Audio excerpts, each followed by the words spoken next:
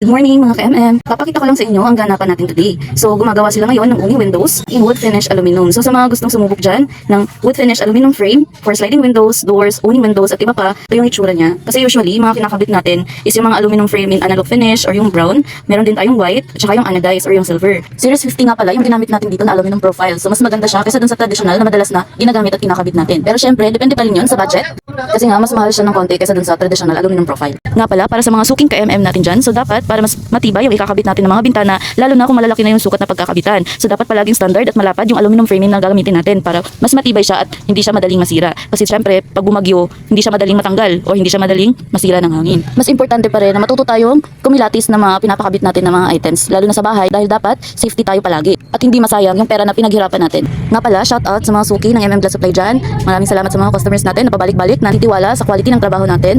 Huwag po sana kayo magsawa. Mahal namin kayo. Vote wisely.